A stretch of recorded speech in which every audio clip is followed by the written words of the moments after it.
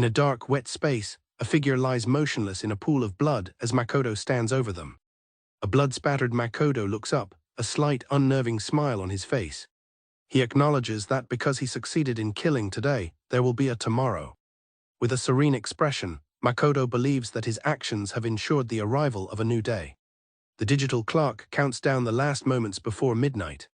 The date is now Monday, August 10th. Makoto smiles brightly, announcing that he's off to deliver newspapers. His chief expresses concern over his workload, but Makoto explains his new job and tight schedule. His colleagues express their concern, telling him not to overdo it. Makoto cheerfully thanks them and says he's heading out.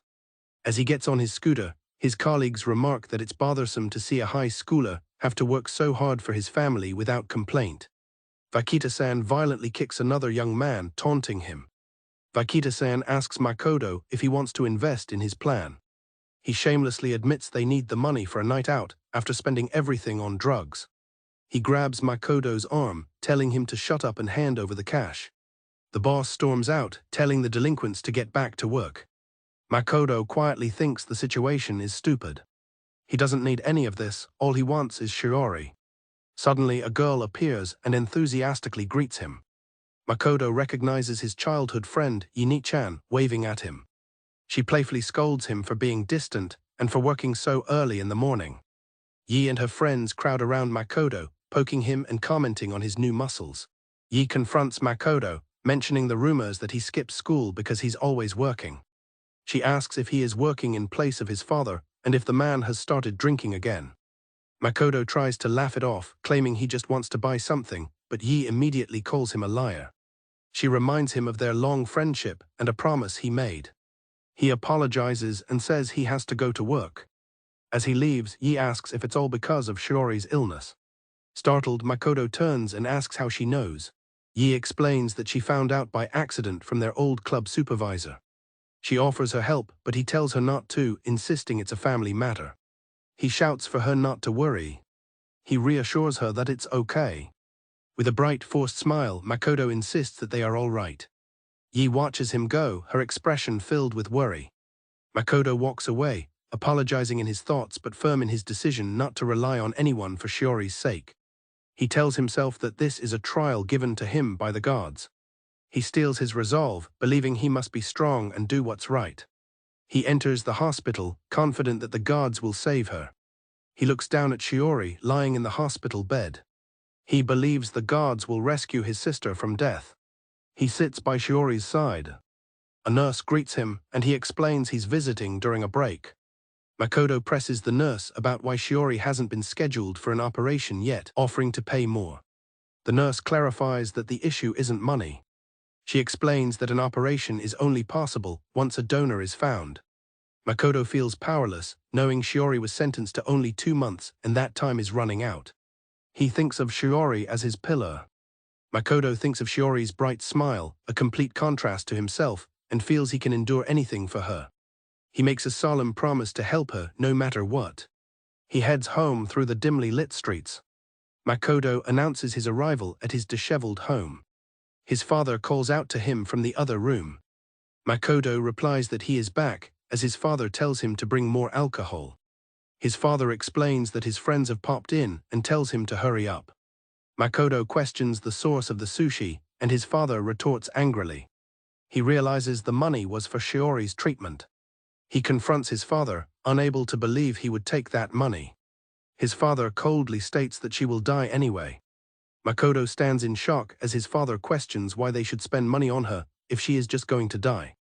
Makoto screams at his father, asking how he could say such a thing when Shiori is fighting for her life. His father roars at him to shut up. He viciously beats Makoto, yelling at him to go make more money if he has free time. As his friends watch, he calls his son a useless piece of shit. Feeling he has reached his limit, Makoto runs. He sprints away from his home in despair. He arrives at a shrine completely broken. He collapses at the shrine, screaming to the gods about how hard he has been trying. Crying, he whispers that despite his efforts, there has been no answer. He questions if he and his sister deserve even a little bit of happiness. He realizes that the gods do not exist. He screams that he has been praying relentlessly. He can't stand the thought of the same thing happening day after day. If the future only brings despair, then he wishes that for himself and Shiori, a new day would never come. Under the light of a massive full moon, Makoto kneels alone at the desolate shrine, having made his desperate wish. The scene shifts to Makoto leaving his job at a supermarket. He thinks about his day and the ever-present worry of hospital bills. His phone begins to ring, startling him. He answers the call. The caller from the hospital tells him the wonderful news that a donor has been found for Shiori. Makoto frantically asks if it's true, and the nurse confirms the operation is scheduled. The nurse expresses her happiness, confirming that Shiori is saved. Walking through the city, Makoto is overcome with emotion, believing the gods have answered him and that Shiori will finally be okay. He splashes water on his face, feeling relieved. Looking in the mirror, he thinks about how his father spent the money, but resolves to earn it back. He tells himself it is only a month until Shiori is safe. However, Vakita-san appears again, repeating the same lines from before. Vakita-san repeats his request for money to go out with girls. Makoto is confused by the familiar scene. Makoto insists Vakita-san said the same thing yesterday, but Vakita-san claims he didn't. Trying to dismiss the strange feeling, Makoto tells Vakita-san he must be mistaken. He glances at a newspaper and is stunned to see the date is July 10th. He rushes to his boss, asking if the newspapers are from yesterday. His boss confirms that it's July 10th and asks what he's talking about. The boss looks at Makoto with concern, asking if he's feeling okay. The nurse on the phone is confused, repeating his question about a donor being found. He tells the nurse she called him yesterday, but she asks who told him that. The nurse says she hasn't called him and that someone must be making fun of him. Makoto is horrified by the revelation. He sees a calendar showing the date is July 10th. A TV weather report for July 10th confirms his fear. It can't be possible. As people phase past him, Makoto wonders if time was rewound. A nurse urgently calls out about Kusakabe-san's condition. He can't understand why this is happening when she was stable just yesterday. He sees the medical team rushing towards Shiori's bed. He panics, realizing how bad the situation is if a donor isn't found. He thinks to himself that everything is repeating. He realizes he has lived through the same day again. His phone rings with the call from Miyako Hospital, the same call that gave him false hope before. He tries to rationalize what's happening, wondering if something is wrong with his head or if it's just déjà vu. He remembers it's happened before. He watches the clock, telling himself it's nothing special. He kneels in his room, waiting for the night to end. A strange distortion effect surrounds him as the day resets. He looks around in shock. He notices things in his room have reset to how they were at the start of the day. His phone confirms his worst fear, the day has repeated. It is July 10th all over again. A nurse asks Makoto what happened and why he came in so early. He ignores her question about his appearance and desperately asks about Shiori. He screams, asking how she is. The nurse regretfully informs him that he cannot see Shiori at the moment. Makoto is stunned into silence. He argues that he can't be denied entry, but the nurse insists. The nurse explains that her condition worsened drastically during the night. She adds that the disease seems to be progressing incredibly fast, as if several days have gone by. The nurse calls out to a stunned Makoto. He comes to the terrifying conclusion that Shiori is trapped in the time loop with him. Makoto falls to his knees in the hospital hallway, crying out in despair. He remembers his wish at the shrine, realizing it came true in the worst possible way. He stands before the shrine again, now understanding the source of his curse. He addresses the gods, questioning if this is their doing. He asks if they truly fulfilled what he asked for. He shouts in fury, asking if this is a joke. He laments that they are stuck in this loop right after finding a donor, meaning Shiori will die. He grabs his head in agony, screaming and asking what he should do. He begs to know what he must do to make a new day come. Vakita-san shows up at the shrine, asking Makoto what he's doing. Makoto is startled to see him. Vakita-san mockingly accuses Makoto of coming to steal from the donation box. Makoto tries to flee as Vakita-san chases him, calling him a criminal. Vakita-san grabs Makoto from behind, telling him he's caught. He finds the money in Makoto's pocket. Makoto begs for the money back, saying it's for his sister's treatment, but Vakita-san refuses. Vakita-san declares the money confiscated. Makoto's hand finds a large rock on the ground. Makoto lifts the rock, demanding his money back. The reflection of his desperate act is seen in Vakita-san's eye. A hand lies limp in a pool of blood. Makoto looks down at the lifeless body of Vakita-san. His eye is wide with shock and horror. From a distance, a figure sees Makoto kneeling over the body. With his last breath, the man reaches out. Makoto kneels on the shrine grounds, far from the body. He turns back, his face a mask of shock and blood. The moon hangs in the sky as the thought echoes in his mind, he killed. He screams in agony, realizing he has killed a man. The thought consumes him, he killed him. He laughs, thinking it's stupid to feel anything because he has nothing to fear. He tells himself it's okay, because at midnight time will rewind. He concludes that there is no point in fear, sadness, or joy anymore. The city awakens, but for Makoto and Shiori there will be no new days. A TV broadcast confirms that it is July 10th again. He decides to visit Shiori, observing that the weather will be worse than the day before. He feels helpless, believing all he can do is watch Shiori die. Police officers tell people to move aside near the shrine. Makoto is confused by the police presence. He overhears someone saying that a newspaper courier was murdered in the area. He is shocked to realize that time is moving forward. He questions why and how this could be happening. He feels something strange in his hand. He opens his hand to find a fortune-telling card he doesn't remember getting. The fortune reveals a chilling message about taking a monster's life to open the door to a new day. He connects the fortune to his actions. He killed Vakita-san, and that is why time moved forward. The horrifying truth settles in. A new day arrived because he killed someone. At the hospital, a nurse excitedly tells him they have found a donor for Shiori.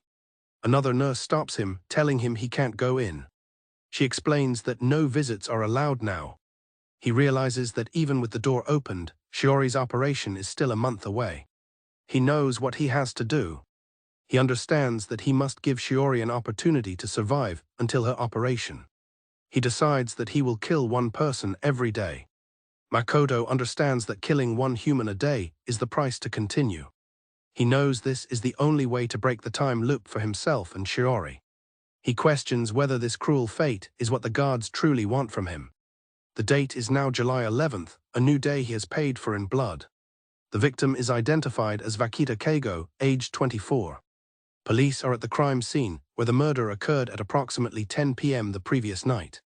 A detective speculates that the crime is probably connected to drug dealing. She calls out to Inspector Tsukumo, while her colleague examines a strange jar of pepper. Inspector Tsukumo questions if a popsicle, now sprinkled with pepper, is the murder weapon. He is informed that a rock covered in the murderer's fingerprints was found at the scene. He tells his subordinate, Ms. Juno, to calm down as she insists on her theory. Tsukumo chides her, stating that her deductive method is in serious trouble as she realizes his point about the pepper. He explains that the strange item was simply lying next to the body. Inspector Tsukumo watches his target. Makoto arrives at the hospital, wondering if she is inside. Suddenly, a cheerful voice calls out to him. Makoto is surprised to see Yi-ne-chan, who says she knew he would be here. She grabs him, telling him there are no questions, he's going to school so he won't be late. Yi tells Makoto that his final exams start today, and he is prohibited from working until they are finished. She hands him preparation materials. The binder is decorated with a note telling him to keep it up for his final exams. Makoto starts to speak, wanting to tell her something important. He tries to confess the truth to her. Yi looks at him, asking what it is. He backs down, telling her it is nothing. Later, during his exam, his thoughts drift to the grim task ahead. He thinks that today he must kill someone. His mind projects a monstrous visage onto a nearby student. Makoto suddenly screams and throws his desk, disrupting the exam. His classmates tell him to be quiet. He feels he just can't do it. The thought of killing a man again to make time move forward is too much for him. Afterward, Yi greets him with a smile, asking how the test was. She tries to reassure him, telling him that tomorrow is a new day. Makoto apologizes to her. He confesses that he does not even want to think about tomorrow. Yi looks on with concern, calling his name. She calls out for him to wait. She tells him not to give up. Makoto is moved as she promises to always be on his side. She begs him to stay strong and remain as he is now. Her words echo in his mind. He thinks to himself that he is sorry, but he is not the person he was before. The reason is because he killed a man. A detective calls his name, startling him. Inspector Tsukumo and his partner ask if they can have a few words with him. The detectives bring up the murder of Vakita, confirming Makoto worked with him. They show him a photo of the victim. Inspector Tsukumo then asks if he has any ideas about what happened. Makoto stammers, clearly nervous. The female detective says they would like to specify something. Makoto tries to excuse himself, saying he has exams and needs to go home. She insists he just take a look at what she has. She presents an evidence bag containing a blood-stained envelope, stating it was found at the scene. Makoto realizes in a panic that he must have dropped it. Inspector Tsukumo explains that these specific envelopes are used at the city hospital for cash. He then directly asks Makoto if his sister is in that hospital. Tsukumo asks how they should solve this misunderstanding. He asks Makoto if he would be willing to provide his fingerprints. Makoto thinks to himself that they have got him. He apologizes and says he really has to go, making a run for it. Tsukumo tells Ms. Juno to calm down as she tries to stop Makoto. He reminds her that it is just a talk, not an official investigation, so they have no right to use force. Inspector Tsukumo orders his subordinate to follow Kusakabe. He tells her to keep an eye on him. Makoto lives, unaware he is being watched. Ms. Juno begins her surveillance from a car. Makoto realizes he's being watched and is now a suspect. He panics, thinking he will go to jail if things continue as they are. He watches the clock, knowing that July 11th will soon end. He understands that since he hasn't killed anyone, the day will not advance, but will instead loop back to the beginning of the 11th. He looks out at the van, knowing detectives are following him. The clock is about to strike midnight. The world glitches as time resets. He understands that the detective's van will also disappear. The day starts over, and Makoto immediately jumps out of his window. He decides he should hide. He knows the body will be found in the morning. He races to the crime scene, determined to hide all evidence against him in time. He retrieves the blood-spattered envelope. He picks up the murder weapon. He approaches the body of his victim. He looks around, ensuring he is alone. The victim's eye stares blankly. He tells himself it is not his fault. He blames Vakita, convincing himself that the man made him do it. He curses the dead man. He finds a secluded spot to dispose of the evidence. He uses a lighter to burn the incriminating envelope. He examines the blood-stained rock one last time. He thinks that this should be enough to keep him out of sight. He chuckles to himself, feeling a sense of accomplishment. He realizes that by rewinding a day, he can destroy evidence and evade suspicion. He can do it as many times as it takes. With tears streaming down his face, he screams his new resolve: he will kill as many people as it takes. The day resets once more. The investigation of Vakita Keigo's murder begins again. When Inspector Tsukumo asks about the murder weapon, Ms. Juno informs him they haven't found it yet. Ms. Juno clings to her theory that a professional killed him over drugs, but Tsukumo tells her to calm down. He again tells her that her deductive method is in serious trouble. Ms. Juno calls out to him as he walks away. Tsukumo's gaze is fixed on the ground. He spots a mark, something out of place. The scene changes to the Department of Intensive Care. Shiori lies in a hospital bed on a respirator. A doctor explains to Makoto that the disease is progressing faster than they thought. Her condition worsened drastically, so she was moved to the ICU. Unfortunately, the doctor confirms that a transplant can't be performed any earlier than August 10th. He looks at his sister Shiori, his decision made. He thinks to himself that her brother has made a decision. Both Makoto and Inspector Tsukumo are resolved to continue, accepting that it doesn't matter what it takes. With unwavering resolve, Makoto vows to his sister that he will lead her to tomorrow's day. The date is July 11th. The classroom is filled with students, anxiously discussing their exams before the test begins. A female student asks her classmate, Katajiri-san, for help with a problem, who agrees. Another student laments making a mistake, attributing the nervous energy in the room to the exams. Makoto feels apart from it all, lost in his own thoughts and detached from the mundane worries of his peers. As he sits at his desk, surrounded by his oblivious classmates, a single grim thought consumes Makoto's mind. Today he must kill a human. He thinks of his sister, Shiori. He imagines her in her hospital bed, certain she would be against the path he has chosen. He reminds himself that her operation is only a month away, strengthening his resolve to ensure she survives until then. He clasps his hands and makes a promise. For Shiori's sake, he vows that he will not touch anyone whose death would make her sad. His mission is clear: bring death only to those who deserve it. A female classmate with long, light hair approaches Makoto and asks how his test went. Nearby, other students try to console a friend, reminding him that it is not the end of the world and tomorrow is another day. Makoto agrees that the next day will definitely come. The girl calls out to him, concerned. She watches him leave, sensing that something is wrong with him today. Makoto's thoughts are consumed by the need to kill again. He wonders who his next victim will be until he spots a group of students. He overhears them talking excitedly, and his focus sharpens on them. Makoto watches the group of boys. He recognizes them as students from another class and hears them celebrating the theft of exam answers. He realizes they are bullying someone, as the girl being harassed asks if they will leave her alone now. One of the bullies cheerfully says no.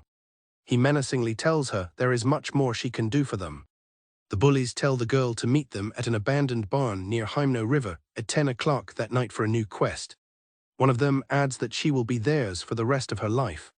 Makoto is shocked to recognize the girl as Katajiri-san from his class, as the bullies declare she will be their slave. Katajiri looks on in distress as Makoto watches from a distance. Katajiri-san approaches Makoto in a panic. She begs him for his silence. She confesses that she stole the exam answers. Makoto wonders why a decent pupil like Katajiri would get mixed up with those boys. Makoto is surprised by her confession. She explains that their leader, Savanoi-kun, caught her stealing. Savanoi promised not to report her to the police. As Makoto listens, a dark smile spreads across his face as he considers what he could gain from this. In exchange for his silence, they are forcing her to steal things for them. Katajiri explains that her parents divorced when she was in middle school and she has lived with her mom since. However, after her dad left, her mother changed and started bringing men home. She felt completely forgotten by her mother. That's why she studied so hard, hoping her academic success would make her mother notice her. She believes the constant stress is what led her to her current situation. Crying, she pleads with him not to tell anyone, fearing her mother will abandon her if the truth gets out. Makoto sees the similarity in their situations. He recognizes that Katajiri-san is just like him. She asks if he's being honest, and he reassures her that he won't tell anyone. He promises her that he won't tell a single soul. Makoto stares at her intently and asks if her reason is enough for her. Confused, Katajiri asks him what he means by his question. He dismisses it as nothing. He tells her to never mind and leaves. Later that night, Makoto lays out an assortment of potential weapons. He curses, feeling the immense pressure of his task. He admits to himself that he has no idea how to kill someone in real life with these tools. He realizes this is different from when he killed Vakita-san, an act he didn't fully comprehend at the time. This will be a real murder. He worries about the many conditions he must meet, especially not getting caught by the police. The clock shows 10:25 p.m., time is almost out and he must choose what to do. He knows Shiori will be in greater danger if the day restarts while he sits and does nothing. His thoughts turn to the bullies' plan to meet at the abandoned barn. He recalls their instructions, today at 10 p.m. near Hyno River. Makoto arrives at the abandoned barn near the river. He notes how quiet it is. He thinks they have probably gone. For a moment he feels relieved, but immediately chastises himself for the feeling. He reaffirms his decision to kill someone, reminding himself that he's already decided these guys are suitable. He briefly questions if he should kill them for only threatening Katajiri. He gazes through the window, his eyes wide with resolve, believing they deserve it. Inside the barn, he sees the three bullies surrounding a naked and vulnerable Katajiri-san. Makoto's eyes widen in absolute shock and horror. He overhears one of the bullies remarking that it was better with her than he thought. Another tells him not to be greedy, stating that she's all theirs to use whenever and wherever. He continues, suggesting they can have her at home or at school. The bully declares that from now on she is their slut and whore, sealing their fate in Makoto's mind. Makoto's resolve is set as he watches them. Two of the bullies say their goodbyes and begin to leave. One of them stays behind, lingering by the barn. In his mind, Makoto asks Shiori to forgive him. Makoto lunges from the darkness, catching the bully by surprise. He throws a handful of dirt into the bully's face, momentarily blinding him. He follows up with a relentless series of blows. The bully can only stare in shock at his attacker. Under the light of the moon, Makoto tells Shiori that this person deserves to die. He holds the bully's head underwater as the boy struggles, begging him to stop and save him. The drowning boy screams for help, insisting he deserves to live. The thought of his sister dying flashes through Makoto's mind as the bully cries that he doesn't want to die. The second bully rushes back and attacks Makoto from behind. He screams at Makoto, calling him a shitbag and demanding to know what he is doing. The bully recognizes Makoto and calls him a sick prick. He smirks, realizing why Makoto is there. He asks if Makoto came to rescue Katajiri. He cruelly taunts Makoto, asking if he has a crush on her and boasting about taking her virginity. Makoto quietly seethes, telling him to shut up. The bully continues his vile mockery, expressing surprise that the skinny nerd was so responsive. The bully's taunts push Makoto over the edge. He attacks with ferocious speed. Makoto digs his thumbs deep into the bully's eyes, who can only scream in agony. The bodies of the bullies splash into the water. Makoto stands panting, covered in blood under the moonlight. He stares at his trembling, blood-soaked hands. His phone screen shows that the clock has struck midnight, marking the beginning of July 12th. He has successfully moved them one day closer. The date of Shiori's operation is now one day nearer. With a look of grim triumph, Makoto declares to his sister that he has made up his mind and they are now moving forward to a new day. A rustling sound catches his attention. He looks up and sees a figure emerge from the darkness. He recognizes her instantly and cries out her name in his mind. Standing amidst the carnage, Makoto is struck with a horrifying thought. Could she have seen him kill them? A figure flees into the darkness, away from the scene of the crime. Makoto watches her go, his face a mask of shock as he calls out her name in his mind. He dashes after her, convinced that he must stop her, worried that she saw the murder. His mind screams at him with a new horrifying imperative. He has to kill her too. Makoto stumbles, shocked by the sudden murderous urge. He stops, questioning the origin of these dark thoughts. Makoto is distressed, trying to deny the dark impulses taking root within him. He wonders where these thoughts are coming from. The date changes to Wednesday, August 2nd.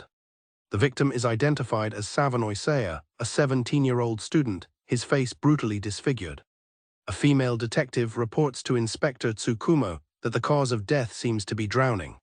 Tsukumo adds that locals have mentioned the victim was at a notorious abandoned barn.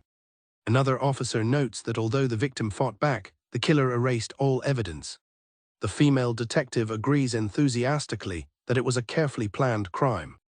An officer tells his colleague to pull himself together, criticizing Inspector Tsukumo's methods. Tsukumo remarks that the overall situation is serious. The discovery of 2 bodies in 2 days has shaken the small town. In the crowded school hallway, students gossip about the murder of Savanoy-kun from the 2nd class. Students chatter about the murder, calling it the work of a psycho. Makoto watches Katajiri-san from his desk. He notes that she came to school as if nothing happened. But she won't even meet his eyes. He's certain she must have seen him and wonders why she's staying silent. A vibrating phone on her desk catches Katajiri's attention.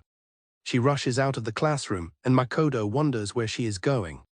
Outside, Katajiri is stopped by 2 boys who were part of the group that bullied her. One of the boys calls out to Katajiri as Makoto observes them. They accuse her of killing Savanoy, but she stammers that she would never do such a thing. Makoto watches intently, questioning who the killer could be. The boy demands to know if she saw anyone who could have done it. He aggressively tells her to answer him. Katajiri insists she saw nothing, explaining she was alone when she woke up and immediately ran home. Makoto is shocked into silence, realizing she didn't see him. He breathes a sigh of relief, thankful that he wasn't witnessed. However, the situation complicates as one of the boys reveals they've been summoned by the police. Kadzara tells Morishita and Katajiri that they need to get their stories straight. He proposes they all claim Savanoy went to the barn alone and that they have no connection to his death. Morishita protests, thinking their alibi is weak and that they should be honest. Kadzara angrily refuses. He asks if they're really going to confess they were there to sexually assault her. With a look of terror, Kadzara insists they must never speak of what happened. He tells Morishita that since his mother was working, they can say he was at Morishita's house as there's no proof they were with Savanoy. He yells at Katajiri to come up with her own alibi so that no one ever learns the truth. The bullies walk away, cursing their bad luck. Later, Makoto is at the hospital, watching over his sleeping sister, Shiori. He confesses to her in his thoughts that he has killed someone, but frames it as progress toward her surgery. He contemplates the calendar, noting he has 29 people left to kill by August 10th if he is to stay normal. He admits to himself that for a moment, he was genuinely going to murder Katajiri-san, viewing her as a mere hindrance. He quietly tells his sister that he's scared of what will become of him. He fears what will happen if the darkness buried in his soul is unleashed. A knock at the door interrupts his thoughts. Yi-ni-chan enters the room and Makoto greets her. She tells him the good news that Shiori has been moved out of intensive care and is now stable. She mentions being taken aback by the murder and asks if Makoto knew the boy. He stammers that he didn't. She says she's glad, as she was worried it would upset him since he is so kind. Makoto internally scoffs at being called kind. He starts to ask her what kind of person she thinks he is, but then tells her to never mind. Yi smiles, describing him as kind and strong, someone who always considers the happiness of others. Makoto thinks to himself that she overpraises him. She reminisces about a time in junior high when they searched for her missing cat together. Yi recalls how he didn't give up and continued searching, making her think he was a very responsible person. Makoto quietly tells her that she is wrong. He remembers that all he needed at the time was money for school lunches. He recalls the missing cat poster and its promise of a 30,000 yen reward. He thinks to himself that he is not a kind person. His inner voice screams that he is not kind at all and doesn't care about anyone's happiness. Yi is startled by his breakdown and asks what's wrong as he cries out that it's him. A man runs in, yelling that something awful has happened. He delivers the news that they received a call from the police about Makoto's father. Makoto stares at his father, who sits in handcuffs at the police station. Yi tries to intercede, asking the officer to understand how hard things are for them. She cries out his name as Makoto suddenly attacks his father in a fit of rage. Officers pull Makoto back while Yi begs him to stop, and an officer tells him to calm down. Makoto screams that he is done with this life. He rages, asking the guards why this always happens to him. He recognizes Inspector Tsukumo from the crime scene. An officer tells him to stay calm, that they will handle it. Makoto realizes that since the detective saw him before the time loop closed, the course of events has changed. He then sees Kadzara walking into the station with his parents. Kadzara's parents rush towards him, his mother calling his name Takumi. His mother expresses how worried she was when she heard he was called to the police. A policewoman informs them that Takumi claimed to have been visiting his friend Morishita and advises them to keep him inside at night. His mother softly tells him it's time to go home. Kadzara cries, apologizing to his parents for causing them to worry. Makoto looks on, speechless. Makoto watches as Kadzara and his family leave the police station. That night he finds himself outside Kadzara's house. He peers through the window, seeing them enjoying a happy family moment. Kadzara is at home with his family, playing a video game. Makoto thinks about Kadzara's loving parents. He also has a healthy sister. And money with plenty of food on the table. These images of a happy life flash through Makoto's mind, contrasting sharply with his own reality. He thinks that Kadzara has all the things he can only dream of. And yet he is the one who committed such a heinous act. Makoto wonders if Kadzara will just continue living a happy life, so much better than his own, as if nothing happened. His face contorts in fury as he questions if this is all some kind of cosmic joke. Watching from the darkness, Makoto observes the happy family life of Kadzara, the very picture of the domestic bliss he lacks. The sight fills him with a quiet, seething rage, thinking it is all a joke. He questions why a scumbag like Kadzara gets to have so much happiness. His hand trembles as he clenches it into a tight fist, comparing his own life to the scene before him. A single, incomplete thought hangs in Makoto's mind as he stares with wide eyes. Inside, Kadzara's mother tells his younger sister, Rio, that it's time to do her homework. Kadzara offers to help his sister Rio with her lessons, much to her delight. His mother asks how his exam went, and he casually replies that it was fine. Suddenly, his phone begins to ring. He sees that it's an incoming call from a public telephone number. He answers, and a mysterious voice asks if he's studying. The voice on the other end questions what the point of studying is. From a phone booth, Makoto reveals that he knows Kadzara cheated by forcing Katajiri-san to steal the exam answers for him. Kadzara is speechless, unable to comprehend how he knows this. Makoto tells him they should have a talk. He summons him to the abandoned observation platform in Shiramine Park, warning him to come alone. Kadzara waits at the designated meeting spot. Makoto calmly greets him, noting that this is their first time speaking. Kadzara recognizes him as Kusakabe from the first class. He angrily demands to know how Makoto knows about Katajiri. Makoto simply observes him, coolly remarking that he is now seeing his true face. Makoto states that Kadzara's family has never seen his true, vicious face. He accuses him of threatening Katajiri-san and declares that scum like him don't deserve happiness, infuriating Kadzara. Without warning, Makoto lunges forward, tackling Kadzara. As Makoto chokes him, Kadzara struggles, shocked by his classmate's incredible strength. Kadzara chokes, trying to tell him to let go. With a terrifying grin, Makoto demands to know how many innocent people he has robbed of their happiness. Makoto vows to rip away Kadzara's future. Makoto, splattered in blood, reassures himself that it's all right. Kadzara's lifeless body lies on the ground, his phone showing the time just past midnight. The scene shifts to August 8th. At his delivery job in the pouring rain, a coworker tells Makoto they should finish quickly. Another coworker asks Makoto why he's there, instead of taking a break for his exams. Makoto explains that his father got into trouble again, and he needs the money, so there's no need for a vacation. His boss notes his red eyes and asks if he slept enough. Makoto asks if there is any work for him, as they are short on workers. The boss then brings up the news that their coworker Vakita was killed. Makoto feigns ignorance about the case but coldly states that Vakita deserved to die. His response leaves his boss stunned. The other coworkers wonder what is wrong with him. He reaffirms his conviction that they all deserved death. He lists his victims in his mind: Vakita, Savanoy, and Kadzara. He sees them as cruel individuals who made others miserable while continuing to enjoy their own lives, a luxury his innocent sister Shiori doesn't have. He vows that he will never forgive them for that. Rumors fly around the classroom that Kadzara has gone missing, with students wondering if he was slaughtered like Savanoy. Hearing this, Morishita begins to panic, terrified by the thought that he might be next. A classmate asks Morishita if he's okay, but he doesn't respond. Makoto's eyes are wide and hollow. A nurse greets him at the entrance. She acknowledges his arrival. She expresses surprise that he came to visit despite the heavy downpour. Makoto asks the nurse about his sister Shiori, and is told she is doing well today. The nurse reassures him that Shiori's condition is stable and she's out of danger, with her operation scheduled for August 10th. Makoto quietly calculates that there are 28 days left. The nurse acknowledges the wait is long, but explains it is unavoidable due to necessary examinations and analysis. The nurse apologizes for the situation, but Makoto tells her she shouldn't be. She notes that he doesn't look well. He tells her it's nothing serious and not to bother with him. She comments that boys often try to act strong even when they are weak.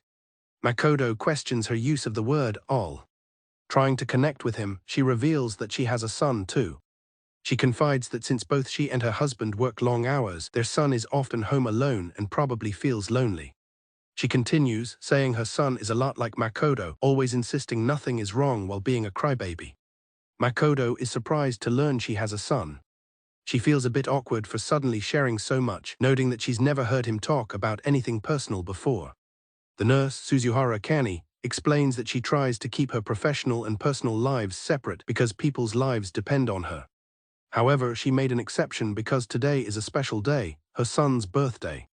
She gently advises Makoto that it's helpful for him to take a break sometimes too. He abruptly cuts her off, saying he has to go take care of something fast. Makoto looks at his sleeping sister one last time, whispering goodbye. As he leaves, he tells Nurse Suzuhara he'll see her tomorrow, his face hardening into a chilling expression. A group of boys cry out in terror as they are attacked. Watching from a short distance, Makoto thinks back to the nurse's advice about taking a break and concludes grimly that he cannot afford one. Morishita desperately pleads for his life, trying to downplay his involvement with Savanoy and Kadzara's actions. Makoto is unmoved, reminding him that he was smiling and having fun during the incident. He raises his weapon, coldly informing them that they are all going to die. With brutal force, Makoto strikes down his victim. He thinks to himself that it's not for people like them to be happy. His face spattered with blood, Makoto's resolve is absolute as he tells himself this is all for Shiori. He walks away from the scene into the stormy night. Nurse Suzuhara walks home late in the rain, lamenting that she at least bought a birthday cake in advance. She tries calling her son Daiki, thinking he must be waiting up for her. Her call goes unanswered, as Daiki's phone rings endlessly beside his body, the screen glowing with the word Mom. The body of the nurse's son, Daiki, lies motionless in the rain, his phone still ringing beside him with the unanswered call from his mother. Makoto, spattered with blood, thinks that some people do not deserve happiness and that his actions are for Shiori. Nurse Suzuhara tries calling her son, wondering if he is out. Unbeknownst to her, her son lies dead in the rain. Inspector Tsukumo is briefed by Mizuno that the victim is 17-year-old Morishita Daiki, a friend of another recent victim, and that his classmate Kadzara is also missing. Mizuno exclaims that she is sure the crimes are connected. She quickly apologizes to Inspector Tsukumo for her outburst.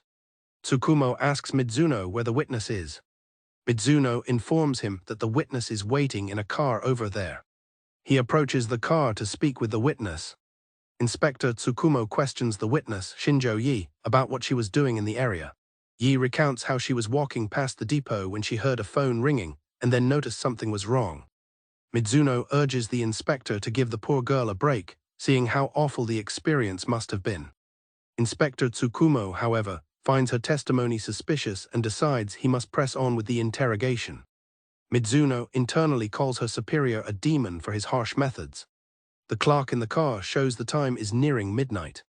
Makoto ties his shoes at the entrance of his home. His father approaches, asking what there is to eat. Makoto replies that there is bento left in the refrigerator. Makoto's father throws the bento, enraged at having to eat from the store again. He questions if Makoto skipped work the previous night. Makoto tries to explain that he has exams and could not help it. His father belittles him, saying studying is pointless for a dumbass like him and orders him to go work.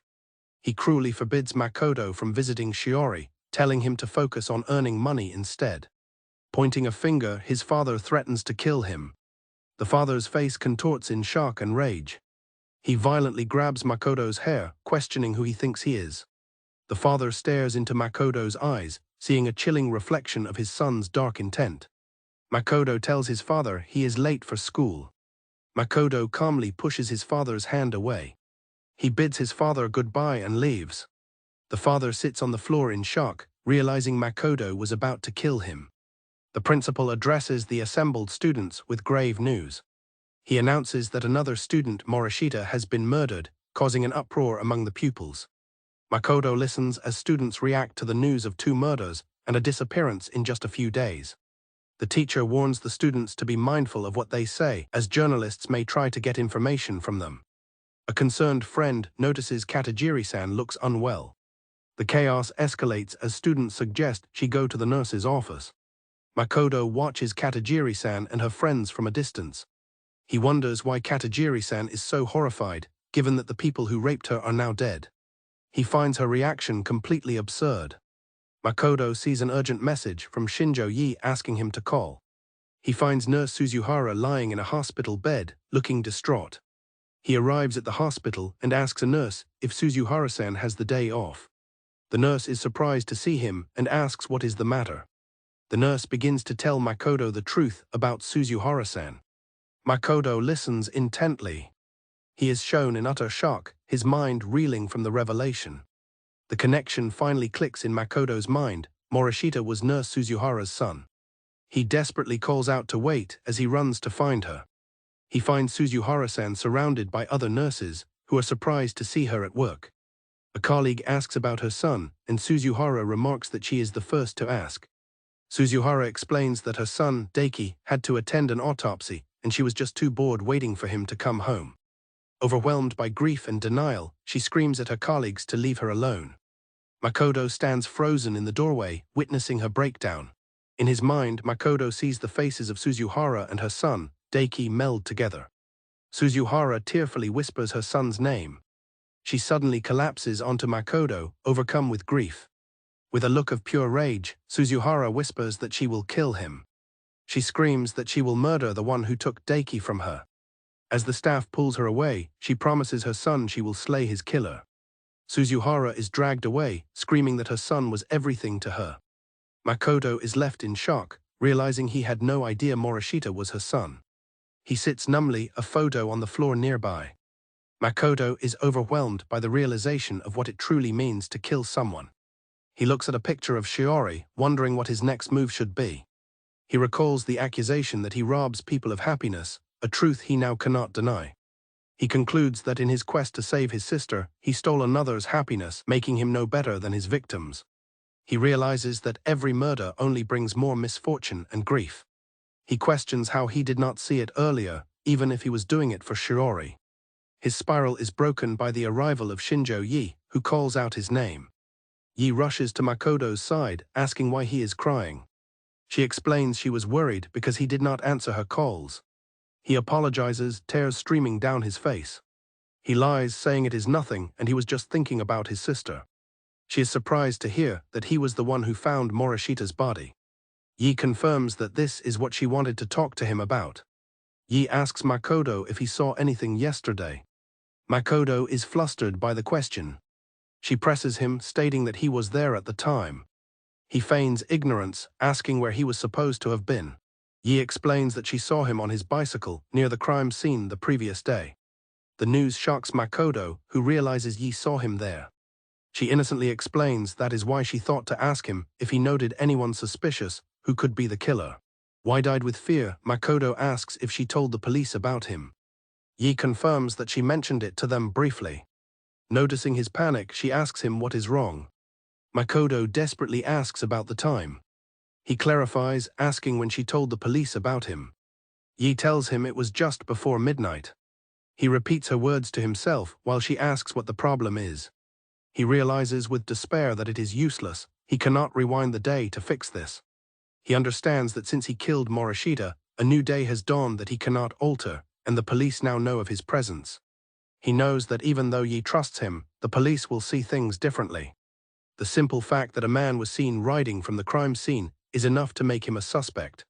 The doorbell chimes, sealing his fate. A female detective shows her badge and confirms his identity. Inspector Tsukumo asks to speak with him. Makoto realizes with dawning horror that they consider him the suspect. Makoto is led into an interrogation room, where the detectives assure him they just want to chat for a while. The detectives reveal that Shinjo Yi-san saw him near the crime scene and ask him to confirm if he was there. Visibly sweating, Makoto remains silent under the detectives' gaze. The detectives continue their questioning, demanding to know the purpose of his late-night bike ride. He stammers out a weak excuse, claiming he wasn't going anywhere and was just out for a walk. Inspector Tsukumo presses him, finding his story of a midnight stroll in the rain unbelievable. Makoto's hands tremble as the reality of his situation sinks in. He is now a suspect. He realizes that because Yi-chan's testimony was given before midnight, he can't use his ability to undo it. He thinks of Shiori, lost and unsure of his next move. Outside the station, Yi-san approaches a distressed Makoto. She apologizes, feeling guilty that her statement led to him being suspected by the police. Makoto dismisses her, telling her to leave as he walks off in the opposite direction of her home. Yi-san runs after Makoto, determined to stay by his side.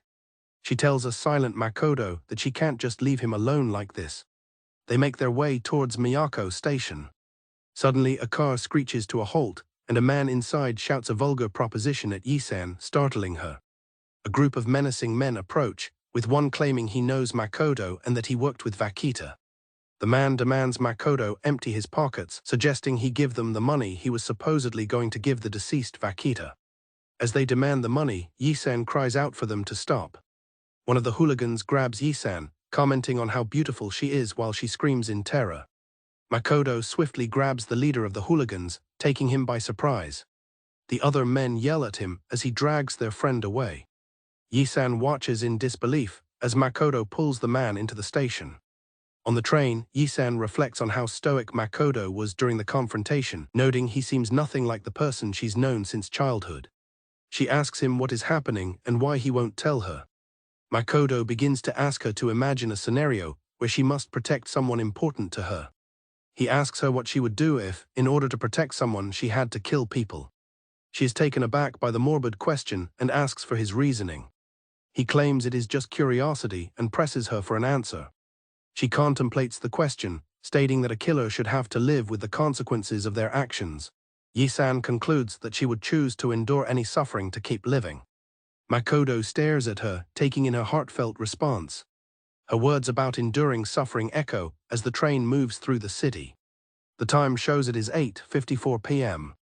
Standing before an amusement park, Yi-san asks Makoto what they are doing there. He explains that he visited this place with his family a long time ago. He reminisces about a time when his family was whole, unaware of the tragedies to come. He remembers his sister Shiori, who smiled so brightly that day. Yi-san suddenly grabs his hand. Startled, Makoto looks at her as she tells him it's time to have some fun. She cheerfully pulls him into the park, declaring that since exams are over, she's inviting him. She smiles warmly, telling him her only intention is to spend time with him. They enjoy the rides at the amusement park. Yi-san comments on how tiring the day has been and how late it is. She suggests they leave to catch the last train. She turns around and realizes Makoto is gone, calling out his name in confusion. She finds him sitting alone by a carousel, the park now dark and empty. She asks what he is doing, telling him she has been searching all over for him. He apologizes as she points out that the station is now closed. He looks at her and says that it does not matter. Makoto explains to Yi-san that she will be home very soon. She looks at him, completely bewildered by his words.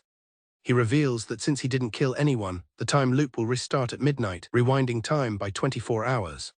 He tells her that all of today's events will disappear and she will relive the day starting from her police interrogation. She questions his claim that everything will fade away, but he explains that the time loop doesn't affect him. He states that he will remain where he is when the day restarts.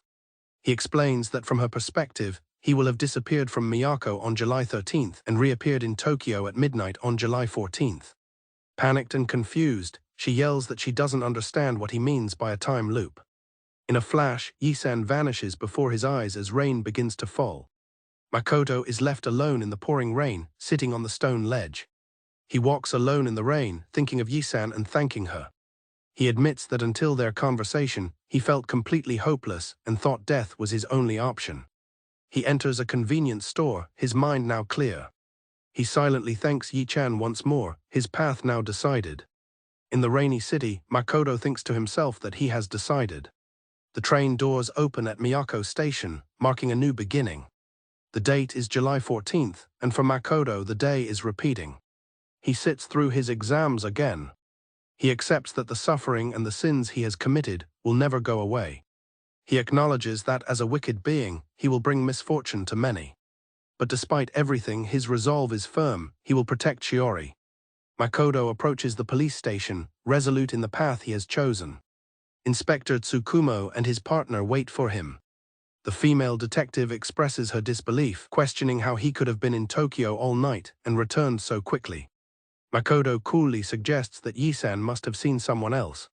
He explains that he was in Tokyo to visit a place with memories of Shiori, missed his train, and went to a park store.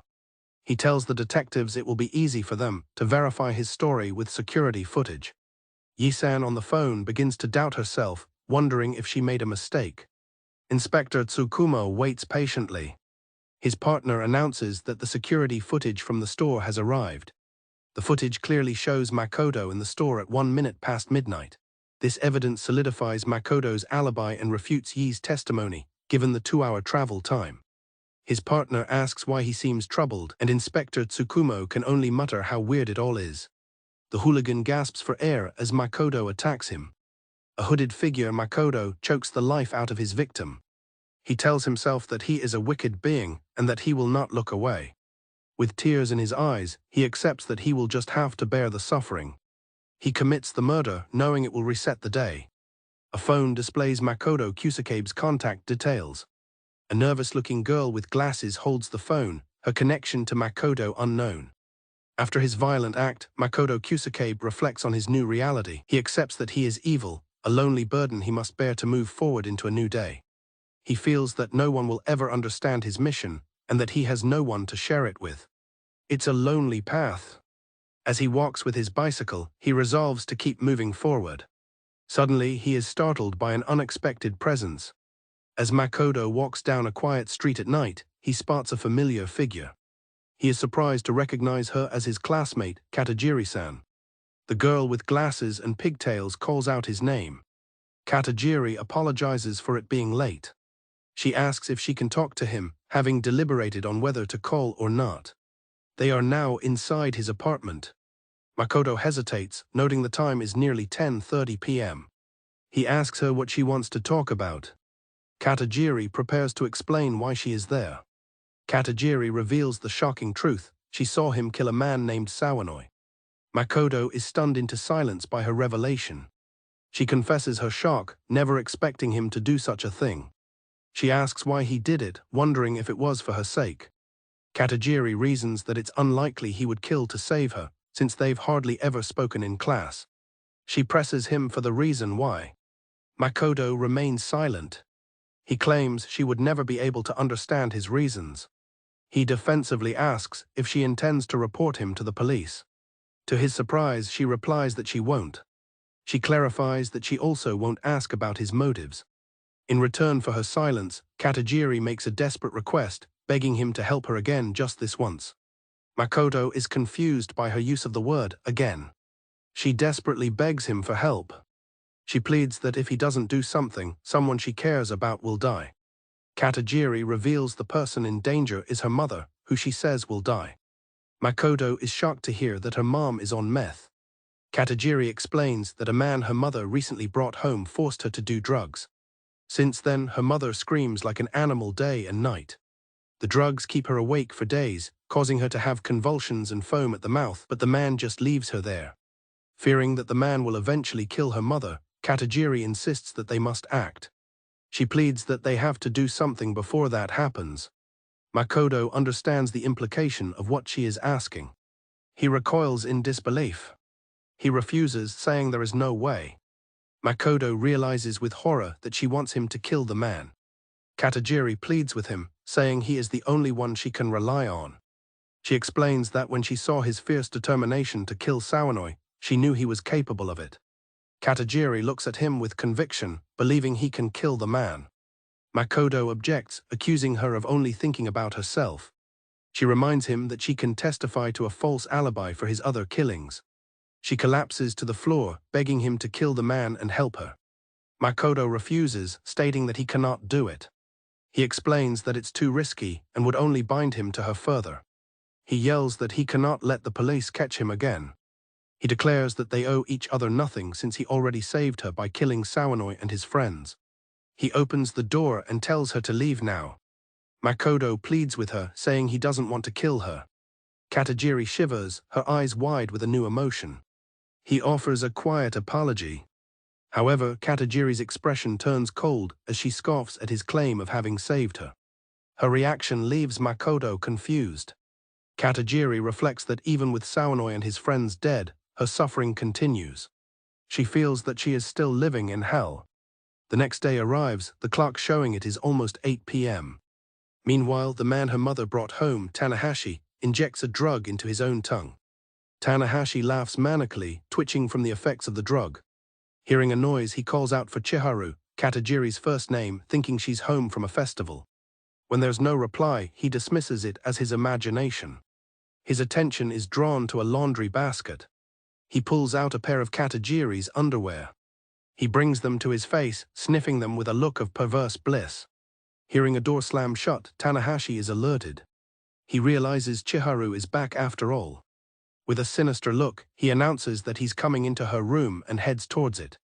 As Tanahashi enters the room, he's confronted by Makoto, who is hiding behind the door.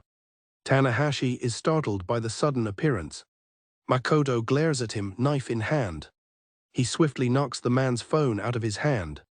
The phone clatters to the floor. The phone screen displays a compromising photo of Katajiri. Tanahashi curses at him in fury. Makoto calmly states that he knows everything. He knows about all the cruel things Tanahashi did to Katajiri-san. A flashback reveals Tanahashi forcing Katajiri to take off her clothes while recording her. He slapped her and demanded she call him daddy. He threatened to perform the acts in front of her unconscious mother to ensure her compliance.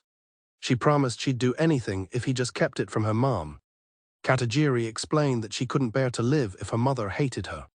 Makoto realizes Tanahashi had threatened to tell her mother about the abuse if she ever went to the police about his drug dealing. Tanahashi claims there was no other way. He justifies his actions by saying that dealing with Sawanoi and his gang didn't change anything. Makoto calls him a cruel beast. Filled with righteous fury, Makoto lunges forward with the knife, screaming that a man like Tanahashi should die. Kusakabe is taken aback, questioning Katajiri as she moves closer to him on the bed. She gently takes his hand, reassuring him that it is okay if it is him. With her top partially removed, Katajiri looks at him and says she does not mind. Kusakabe forcefully rejects Katajiri's advance, shouting that it's enough and that she shouldn't group him with her attacker. He immediately apologizes, explaining that he did not intend for things to go that way. Katajiri reassures him that she knows he is different, lamenting her own foolish attempt at persuasion. Kusakabe looks at her, addressing her by name with a softer tone. Trying to move on, Katajiri asks him to forget the incident and thanks him. Kusakabe agrees and they decide to live. She tells him their goal is to find her mother. As they are about to part, Katajiri calls out to Kusakabe. He warns her that if they find her mother, accompanying him will have dire consequences. Kusakabe delivers a chilling warning to a stunned Katajiri, telling her she will witness hell. The scene shifts to a desolate hallway, setting a grim tone. A close-up of a bloody sink foreshadows the violence that awaits. Standing in the trashed apartment, Kusakabe remarks that her mom must have really freaked out.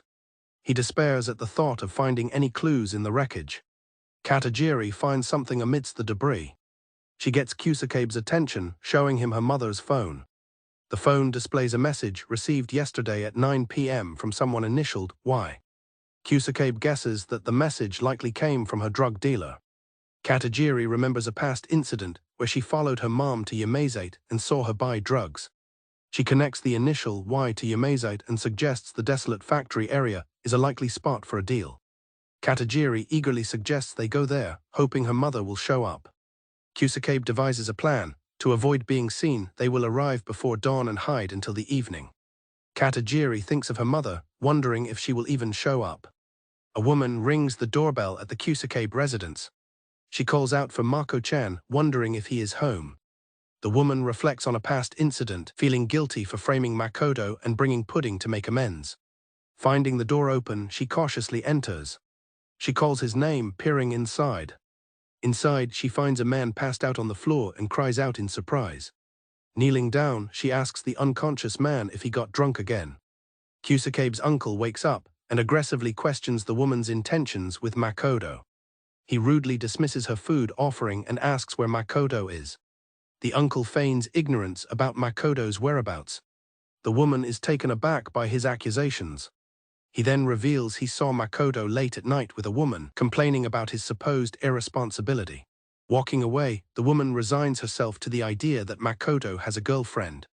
Meanwhile, Katajiri complains about the heat as she and Kusakabe wait, questioning if they'll be there all day. Katajiri offers a bottle of water to a sweating Kusakabe. He declines, telling her to drink it herself. Katajiri watches Kusakabe, lost in thought. She quietly thanks him for going with her. She thinks to herself that if it is the two of them, then something might be possible. The clock shows it is now past the meeting time. A man with tattoos and a mohawk waits impatiently, fiddling with a lighter. He curses, wondering how long he has to wait for the old woman. Katajiri timidly approaches the man to get his attention. The man suddenly recognizes her, shouting that she is Katajiri's daughter. The dealer mockingly assumes Katajiri is there to pick up drugs for her mother. She insists she's not there for that, but he curtly tells her to pay and leave. Katajiri explains that her mother has disappeared and asks if he might know something. He becomes angry, asking about his money and ignoring her plea for information. His anger boils over as he screams at her to give him the cash, causing her to cry out in fear. Kusakabe ambushes the dealer from behind, asking if he has trouble hearing the question. The dealer curses, demanding to know who his assailant is as Katajiri watches. Kusakabe lays out the new dynamic, stating that they ask the questions and he provides the answers. The dealer shouts defiantly, again demanding to know who they are. As the dealer screams, Kusakabe tells him it's time to clean his ears. The man struggles, begging for him to stop and let him go. Kusakabe presses him for an answer about the mother's whereabouts. Panicked, the dealer yells that he doesn't know and only knows that Tanahashi was a customer. The dealer confirms that he understands, and Kusakabe shoves him away. Kusakabe brutally stabs the dealer in the eye, asking if the near-death experience will help him remember. The dealer writhes in agony on the ground as Kusakabe stands over him. He relentlessly presses the man, demanding to know where her mother is. With the tool still in his eye, the dealer struggles to speak. He manages to say he does not know, but offers another piece of information. He reveals they sometimes met at a love hotel called Refrain for secret meetings, and that is all he knows. Having a new lead, Katajiri tells Kusakabe that they should go. The dealer taunts them from the ground, questioning what they will do after they find her. The dealer taunts Katajiri, revealing what her mother said about her during one of their trysts. He describes her mother's desire to continue their affair, completely disregarding her daughter. He reveals that her mother, Yuriko, wished for her own daughter, Chikaru, to die. Katajiri stands in stunned silence. The word die reverberates in her mind as she absorbs the awful truth. The dealer continues his verbal assault, screaming insults about how her mother truly views her. Kusakabe brutally ends the dealer's taunts by gouging out his other eye. Katajiri covers her mouth, vomiting at the gruesome sight. Kusakabe tells her it is time to leave. He tells the distraught Katajiri that she will understand everything once she confronts her mother. Kusakabe turns to Katajiri and asks what is wrong. He asks if she is in shock from the violence she just witnessed. He reminds her of his earlier warning that following him meant she would see hell. He gives her an out, stating that these are his methods and he will continue alone if she doesn't want to stay. In response, Katajiri wordlessly hugs him from behind, choosing to stay. Holding on to him, Katajiri begs him not to do this alone. Kusakabe looks surprised by her resolve. He asks if she is sure and she tells him to wait. She declares that since he always helps her, she will now share the burden of his crime. Kusakabe agrees, noting that leaving the body here would be unwise. Bathed in moonlight, a determined Katajiri announces their next step: they need to hide the body. Kusakabe is shocked into silence by her statement. Together, they begin the grim task of moving the body. Surrounded by darkness, the two of them dismember the corpse. They continue their gruesome work, ensuring no trace is left. Katajiri holds a severed arm, thinking that she and Kusakabe are now one. She believes that as partners in crime, nothing can separate them now. Kusakabe tells her that they are no longer alone. The memory of her mother's wish for her to die flashes through her mind. Kusakabe tells her to swear her loyalty. With blood splattered on their faces, Katajiri tells Kusakabe that she will never betray him because she trusts him. A calendar marks the date as Monday, July 17th, as a woman explains she needed somewhere to sleep. The man, Kuroda, tells the woman, Yuriko, that her call surprised him. She is apparently without money, so he had to pick her up from a hotel. Yuriko explains that her situation with her boyfriend is complicated. Kuroda tells her to get some rest while he leaves for his store. She thanks him, suggesting they will have fun when he gets back. From their hiding place, they observe the man leaving the apartment building. Kusakabe tells Katajiri that this is her opportunity to go home with her mother. Katajiri whispers her mother's name, her expression filled with shock and confusion. A flashback explains that they followed Katajiri's mother to the hotel after dealing with the corpse. Katajiri points out that her mother has got into a car with a man. She speculates that the man is probably Kuroda-san. She explains that Kuroda was the owner of her mom's old workplace and lived with them for a while. Kusakabe asks Katajiri if she knows where Kuroda lives, and upon her confirmation, he urges them to go. Katajiri is tormented by the memory of her mother saying she might as well die. She desperately tries to believe it's a lie, affirming her trust in her mother as the car drives away. Kusakabe notices her state and asks if she is okay. He instructs her to persuade her mother to come home, and then to call the police right away. Kusakabe tells Katajiri he has to go, and that she'll have to handle things on her own now. Katajiri frantically refuses, insisting he can't leave because he promised he would never betray her. Kusakabe doesn't see how this is a betrayal. He yells that it's too dangerous for him to have his name associated with the incident. His phone shows the time is 10:35 p.m. as he realizes he must find a new victim. Katajiri desperately begs Kusakabe not to leave her. Kusakabe listens to her pleas with a weary expression.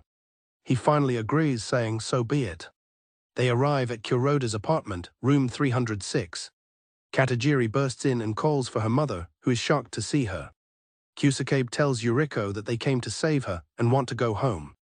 Looking at a mangled corpse, Yuriko tells Katajiri it's okay and that she's not to blame. However, she panics at the thought of the police, screaming at her daughter not to tell them anything.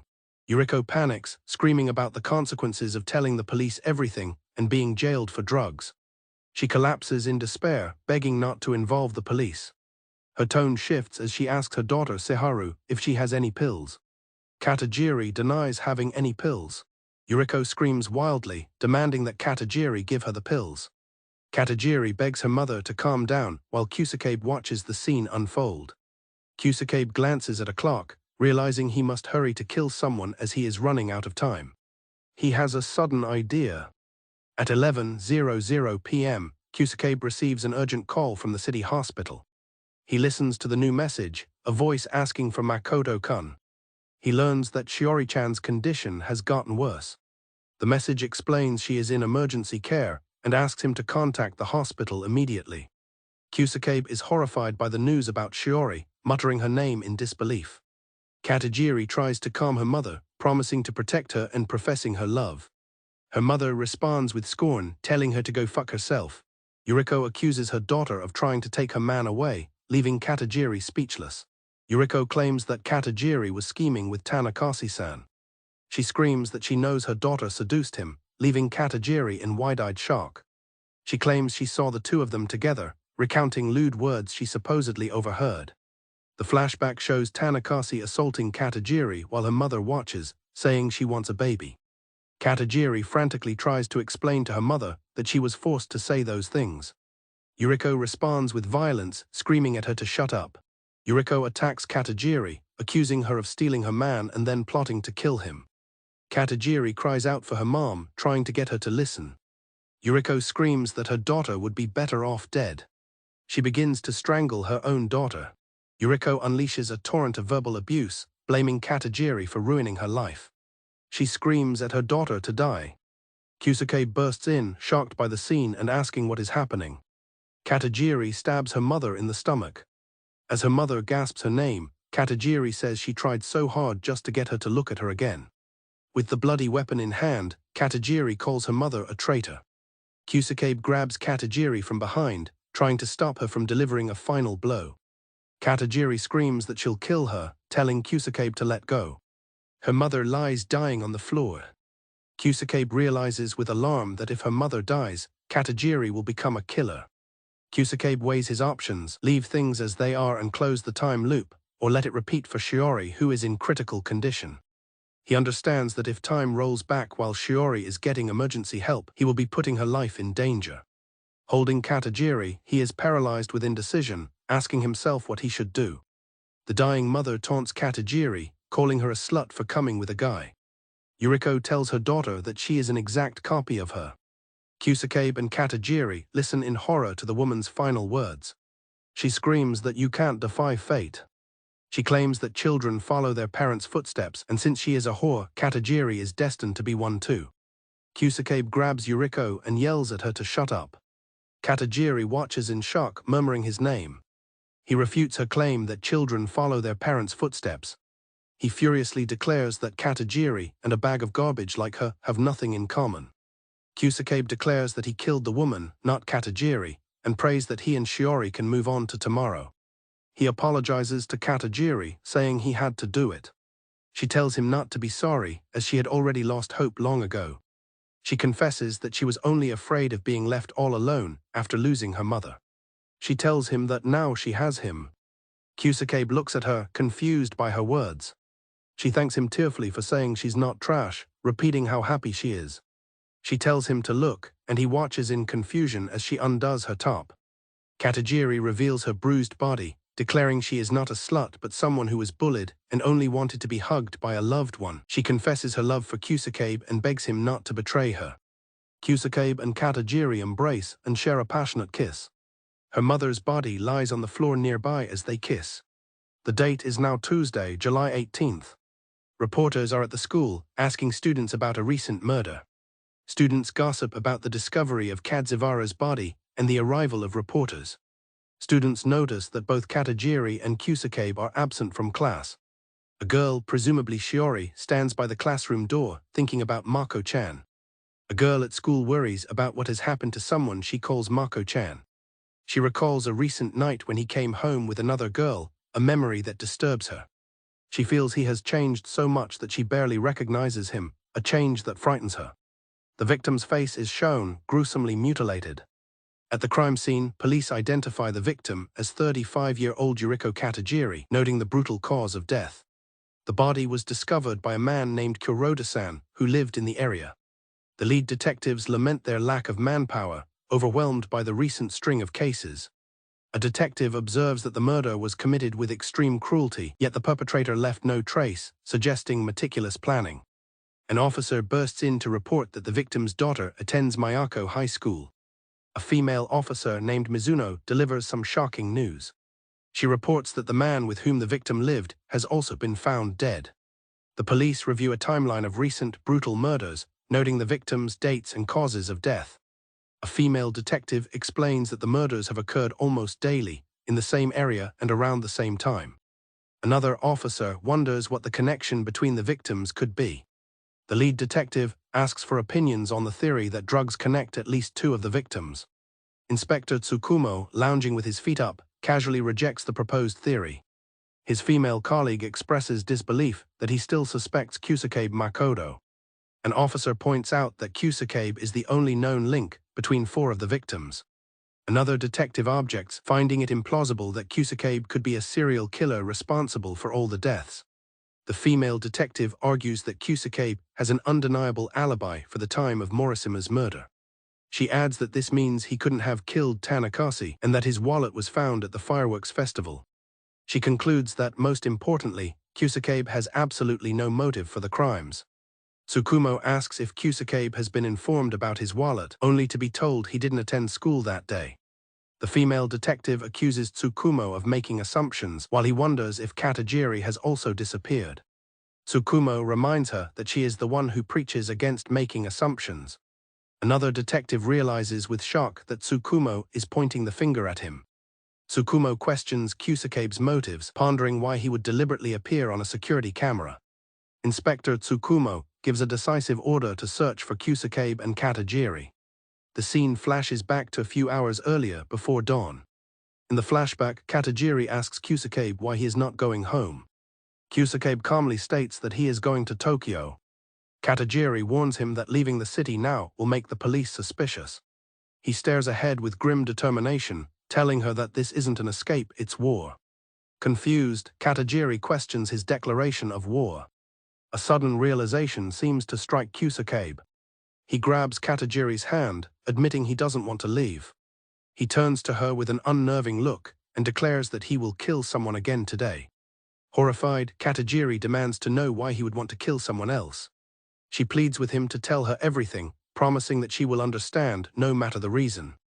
Kusakabe simply walks on, stating that he does it so that tomorrow will come. Kusakabe reveals his secret, explaining that it involves time travel, which stuns Katajiri. He acknowledges that she probably thinks it doesn't make sense, but he insists it's true. He explains that he has been forced to live the same day several times. He tells her the only way to break the time loop and reach tomorrow is to kill a person. Katajiri listens in silence, processing the incredible story. He says that if the curse only affected him, he would have simply killed himself to end it. He reveals that his younger sister Shiori is also trapped in the same time loop. Kusakabe explains that he must help his sister survive until her surgery on August 10th, and to do that, he needs to kill 23 more people. He tells Katajiri she can leave if she doesn't believe his story. She calls out to him, refusing to let him go and insisting she doesn't think he's some kind of fool. With tears in her eyes, Katajiri tells Kusakabe that she believes him, understanding that he wouldn't lie. Kusakabe is taken aback by her declaration. Taking his hand, she offers to stay with him, and if he ever can't find a suitable victim, he can kill her instead. Katajiri insists that she is serious and will not regret her decision whatever happens. Kusakabe can only utter her name in response. The scene transitions to the bustling streets of Tokyo at night. Walking through the crowded city, Katajiri remarks on how many people there are even at night. Kusakabe quietly agrees with her observation. He thinks to himself that there must be plenty of people in this crowd who deserve to die. He knows he has to expand his area of activity beyond his hometown, as everything has its limits. Katajiri offers to help find a victim, but Kusakabe sharply refuses, stating that he is the only one who kills. Katajiri tries to convince him to let her help, but Kusakabe cuts her off. She argues that the other murders are not related to him. He tells her he doesn't want to trouble her with his problems and asks her to please understand. Katajiri watches as he prepares to leave. Before leaving, he tells her to use the prepaid phone he gave her for communication. As Kusakabe turns to leave, Katajiri suddenly pulls him into a deep kiss. He breaks away and runs off into the night. Katajiri is left standing alone, watching him disappear into the crowd. Later that night, Katajiri waits alone, worrying if Kusakabe is okay. She feels useless just sitting and waiting while he is going through such a hard time and resolves to help him. A man approaches her, commenting that a cute girl shouldn't be out so late. He asks if she ran away from home and invites her to dinner. A sinister, determined smile spreads across Katajiri's face as she realizes she has found a target. In the overwhelming crowds of Tokyo, Makoto Kusakabe feels the weight of his mission, thinking how he miscalculated the difficulty of his task. He knows that luring a victim without attracting attention is nearly impossible in such a dense city. Checking the time on his phone, he realizes it's getting late and another time loop would be an unforgivable waste of time for Shiori. With a grim resolve, Makoto understands he must kill someone as soon as possible. Meanwhile, the scene shifts to a park in the Shibuya district. Inside a public restroom, Katajiri calmly confronts an older man, asking if he's done this kind of thing before. The man confirms her suspicions, admitting he's used to this, while she notes that he has agreed to her terms. Katajiri then questions him about his age and if he has a family, to which he confirms having a daughter. The man, sweating with anticipation, eagerly exclaims that he is ready. She sets a boundary, stating there will be no kissing. As the man fumbles with his belt, Katajiri smiles slyly and asks what he's waiting for. She holds up a cloth, asking if this is what he wants. Before he can react, she swiftly shoves the gag into his mouth, silencing him. The man is thrown back in shock and pain from the sudden attack. In a swift, brutal motion, Katajiri raises her arms, holding the weapon. She plunges the sharp object deep into his head. The man slumps to the floor, bleeding profusely from his wounds. Katajiri stands over him and calmly informs him that the main event is about to begin. On the phone, Katajiri coolly states that she will not be the one to kill him. Makoto arrives, his face etched with distress, and stands behind her. He looks down at the grievously injured man. Katajiri urges Makoto to kill the man, justifying it by calling him trash who preyed on young girls despite having a daughter. Unfazed, she smiles and asks if he's satisfied. Makoto, horrified, reminds her that she promised not to interfere. She asks if he is happy that she found him a prey. She tells him to hurry before the man dies of blood loss, insisting that the final blow won't change anything since he's going to die anyway. Makoto hesitates, clearly conflicted. She urges him to pull himself together and stop haggling. Embracing him from behind, she whispers that they are one with him now. Makoto wrestles with his conscience, knowing he has no other choice if he wants to prevent the time loop from closing again. With a final, desperate resolve, he decides he won't let that happen and brings a cleaver down on the man. As he stands over the body, Katajiri admires how cool he is. She tells him they need to hurry and destroy any traces before they leave. The time is 11:55 p.m. Katajiri asks Makoto if he wants to go home for a while. She asks if he's worried about school, but he confirms that is not the case. She shows him a message stating that summer vacation will start early due to recent incidents. Makoto explains that his sister Shiori has tests the next day, and his written consent is required, so he must be there. Makoto is resolute, stating that he is going home tomorrow to visit Shiori. Katajiri asks if he is really leaving just because of his sister. He then asks what she will do, and she confirms her intention to stay. She replies that she won't return home as she has nowhere else to go. She fears she might be arrested after everything that happened, which could implicate him, so she will wait for him in Tokyo. With an intense gaze, Katajiri makes him promise to come back. Looking away, Makoto quietly agrees. She warns him not to betray her. The next day, July 19th, at 10:51 a.m. Makoto stands outside the hospital, thinking that after the tests are done, he will return to Tokyo to continue killing, when a voice calls out, stating they knew he would be there. Makoto turns to find Inspector Tsukumo and his colleague, Mizuno. Makoto tries to walk away, ignoring them. Tsukumo informs him they have a lot of questions and asks him to come to the precinct. Makoto refuses what he deems an unofficial interrogation. However, Tsukumo stops him, noting he just returned after leaving Miyako yesterday and pointedly asks where he has been. Inspector Tsukumo signals to Mizuno. She shows Makoto a photo of bloodstains from the crime scene where his colleague Vakita was killed. She asks if the shape reminds him of anything, explaining they believe it looks like an envelope. The detectives reveal that they've traced these specific envelopes to the city hospital and they match the outlines of the bloodstains exactly. Mizuno then asks if he thinks this is nothing, adding there's a significant caveat. The detectives elaborate that these specific envelopes are supplied exclusively to the city hospital in Miyako for cash transactions, not for mail. Despite the revelation, Makoto remains completely unfazed. Tsukumo notes his cool-blooded reaction. Mizuno then shifts her questioning, asking if he knows Katajiri Chiharu, whose mother was recently found dead and who is now missing. She presses him for information on her whereabouts. Makoto dismisses them, saying, "Pardon me." He claims he is already late for the tests. As he turns to leave, Tsukumo smiles cruelly and remarks how awful it is that he is doing all this because of his younger sister, causing Makoto to stop in his tracks. Inspector Tsukumo yells that because of his sister's illness, Makoto's life has become a joyless existence.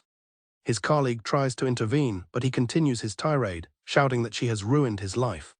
Tsukumo suggests it would be better for Makoto if the tests revealed her condition was hopeless. He cruelly adds that then Makoto could finally be happy again. Tsukumo scoffs, thinking Makoto's words are lies. As Makoto walks away, he mutters that he's only happy because he has Shiori. He believes Makoto has finally revealed his true self. Mizuno asks what has gotten into the inspector. Tsukumo orders his colleague to find out everything she can about Kusakabe Shiori. Inspector Tsukumo is certain there's only one reason Makoto would kill a person, his younger sister. Later, Makoto reflects that the examination took nearly the whole day, and he must quickly return to Tokyo. As he nears his house, he notices a pleasant smell and wonders where it's coming from. He immediately calls out for his dad, accusing him of wasting money again.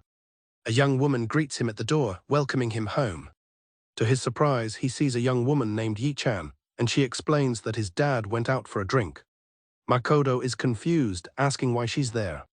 She explains that she decided to cook for him, worried that he's only been eating unhealthy store-bought bento lately. Yi-chan says she's glad she caught him before he left.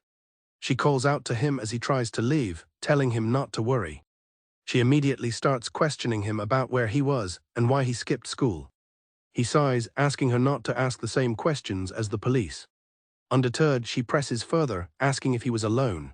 Yi-chan reveals that their father told her he came home in the middle of the night with a girl and asks if he was with someone. Makoto explodes, yelling at her that it's none of her business. She apologizes and promises not to ask again. She then softly pleads for him to tell her just one thing. Looking at him with deep concern, Yi-chan asks the question that cuts through his anger: is he happy now? Yi-chan persists, asking what he wants.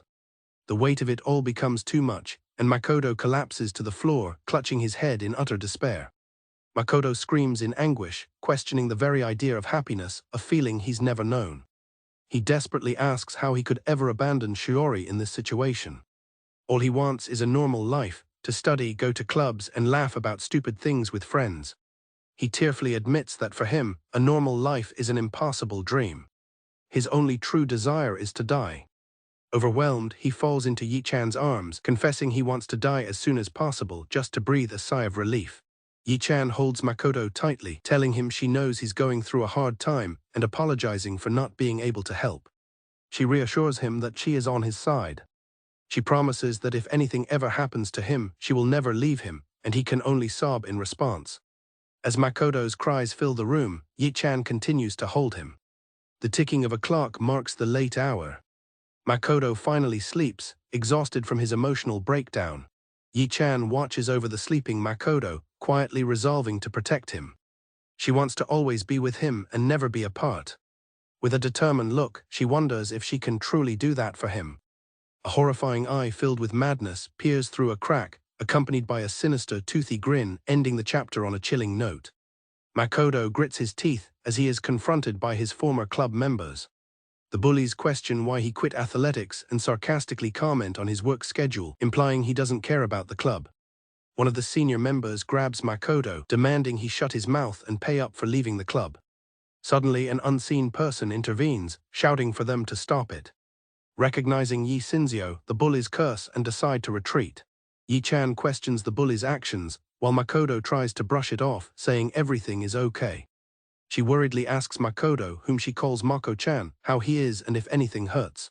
Yi-chan notices a scrape on his arm and points out that he's bleeding, but he insists it's nothing to worry about. As she moves closer to inspect the wound, a flustered Makoto asks her not to get so close.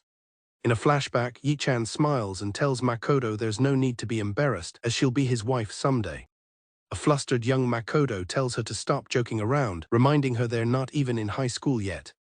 Yi-chan softly agrees that it was just a joke. She then playfully pushes him, telling him that as a boy he needs to become strong. She vows to always protect him, but expects him to do the same for her.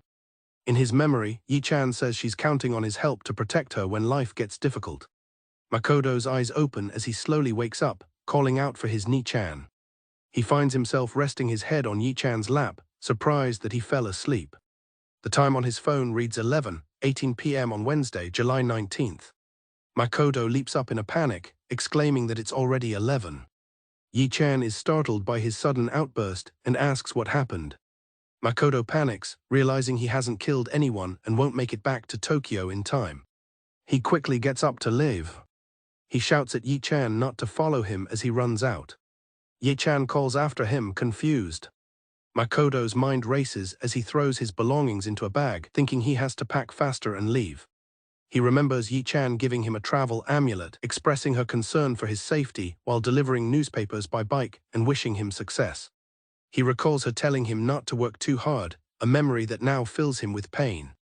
He thinks about how sorry he is for always making her worry, feeling that there's no turning back. He starts to say he's leaving as he heads for the exit. He is confronted by the terrifying sight of Katajiri, holding a knife to Yi-chan's throat. Makoto shouts Katajiri's name in disbelief. Yi-chan, held captive, asks Makoto what is going on while Katajiri whimpers softly. Makoto yells at Katajiri, asking what she is doing, but she turns the question back on him. Through a distorted view, Katajiri explains she came because she was worried, only to find him with another girl. Her expression contorts with rage as she reminds him of his promise not to betray her. She declares that she will not forgive him for this. With a deranged look, Katajiri stakes her claim, screaming that Kusakabe is hers. Yi-chan struggles against Katajiri's grip. Makoto desperately yells for her to stop and not to harm Yi-chan. Katajiri venomously asks Yi-chan why she's always sticking her nose into their business like an annoying hag.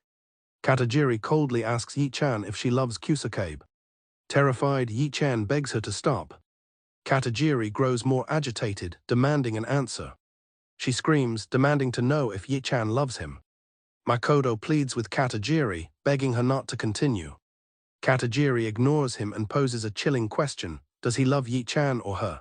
Yi-chan pleads with Katajiri to leave Makoto out of it, insisting he's unhappy because of her. Katajiri calls her a bitch, amazed she can still worry about him in this situation. Yi-chan lies, claiming that she and Kusakabe have already slept together. Yi-chan continues her bluff, saying it was an amazing experience she'd never had before. Katajiri asks Yi-chan if she wants him. Makoto, enraged, screams at Katajiri to let her go immediately. Katajiri notes that it's the first time she's seen such a look in his eyes, concluding that he must really love Yi-chan. With a cold finality, she says, "Well then," as she raises the knife. Katajiri slices the knife across Yi-chan's neck, mockingly saying, "Oops, killed her." Makoto's eyes widen in horror at the sight of Yi-chan's life ending before him. He is frozen, watching her body fall. Makoto stands paralyzed with grief and shock. He finally moves, crying out Yi-chan's name as he holds her. With her last breath, Yi-chan whispers for him to be happy. He cradles her head, his mind refusing to accept her death. His eyes are wide with denial as he mutters that it can't be true. Katajiri watches him, her expression unreadable. The word lies hangs in the air, reflecting Makoto's shattered state of mind as he pictures a happy Yi-chan. Makoto sobs uncontrollably, lamenting his failure to protect Yi-chan. Katajiri mockingly asks why he is crying, questioning if it was all for naught. Katajiri kneels down, telling a distraught Makoto to calm down. She tells him that he didn't kill anyone today, a fact that shocks him. She explains that because it's almost midnight, the time will reset and Yi-chan will be alive again. She smiles, adding a soft probably to her explanation. Makoto collapses at her feet, overwhelmed by the revelation. With a sinister smile, Katajiri tells him to consider this a warning. She forbids him from ever getting close to another girl again. Her reflection appears in his horrified eye as she commands him to look only at her and love only her. Leaning close, she warns him never to betray her. She hints at what she might do next time if he upsets her, asking if he understands. Makoto remains silent, still processing the horror. Katajiri tells him to stop holding the corpse, insisting it's for the best. Katajiri asks if he's surprised, reminding him that he was the one who explained the time loop's rules to her. Makoto recalls his own words about how objects he's touching travel back with him. She explains that if he continues to hold Yi-chan, her corpse will travel back in time with them. He gently lays Yi-chan's body down. Tears streaming down his face, Makoto apologizes to Yi-chan. Katajiri lunges and grabs Makoto from behind. Makoto struggles, telling her to let him go. She explains that she still wasn't fully convinced about his time loops. As the final seconds tick away, she says that now she can confirm it for herself. She declares her intention to travel back in time with him. The time loop activates and Katajiri clings to Makoto, determined to go back with him. They arrive in the past, finding Makoto's father sleeping soundly. Katajiri is stunned, realizing that time really did reverse. Makoto, worried about his father waking up, tells her to let him go and asks if she believes him now. Katajiri, however, is thrilled by the experience, calling it cool and amazing. Katajiri, covered in blood, tells Makoto she can't wait any longer and wants to be with him now. Makoto is terrified, wondering what kind of monster he's dealing with. His mind races in panic, trying to figure out what to do. The day has reset once more to July 19th. A girl asks Yi if she's heading to her club, questioning the decision since school is not in session. Yi explains that although school activities were cancelled, she and the athletics team are training independently for a competition. She announces her departure and mentions she won't be home for dinner. Yi rushes along, realizing she is late. She stops abruptly, her eyes wide with surprise. She sees Makoto and calls out to him. Confused by his presence, she asks what he is doing there. Yi expresses her relief, admitting she was worried when he vanished without a word. She explains that she was going to cook for him today. She asks if she can come in for the evening, but he simply says it's enough. Makoto bluntly tells her there is no need for her to come inside. His cold rejection leaves Yi confused and questioning. Makoto furiously tells her to stop getting in his way and trying to act like his older sister. Yi is stunned into silence by his sudden outburst. She asks what's wrong with him, offering to listen if something has happened. He violently rejects her touch, causing her to cry out in surprise. Makoto sternly warns her to stay away from him from now on. As he begins to flee, Yi pleads for him to wait. She begs him not to leave and to please listen to her. Confused by his own behavior, Makoto yells no and runs away. Yi calls after Makoto as he flees down the street. She looks on with a sad expression as he disappears from view. From a distance, Katajiri watches the entire exchange with a disturbing smile. Katajiri smugly asks Makoto how he feels after breaking up with Yi. With a strained expression, Makoto asks Katajiri if she is satisfied. Katajiri confirms she is fully satisfied, while Makoto explains he told Yi to stay away. He tells Katajiri he's going back to Tokyo and that she should come find him after his sister's checkup. Katajiri explains she took his belongings from home so he can leave for Tokyo immediately after the checkup. She gives him a pointed look, demanding he go straight to the train station without any detours. Makoto remains silent, taking in her instructions. Makoto arrives at the hospital building. Inspector Tsukumo and a female officer are waiting for him, stating they knew he would be here. Tsukumo tells Makoto they have questions, but Makoto dismisses him, citing his sister's examination. Ignoring the inspector's calls to wait, Makoto rushes into the hospital.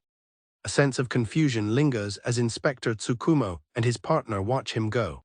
His sister lies peacefully during the scan. Shiori is pushed into the MRI machine for her examination. Makoto waits alone in the hospital corridor. He looks at a photo of himself and Yi on his phone, calling her Ni-chan.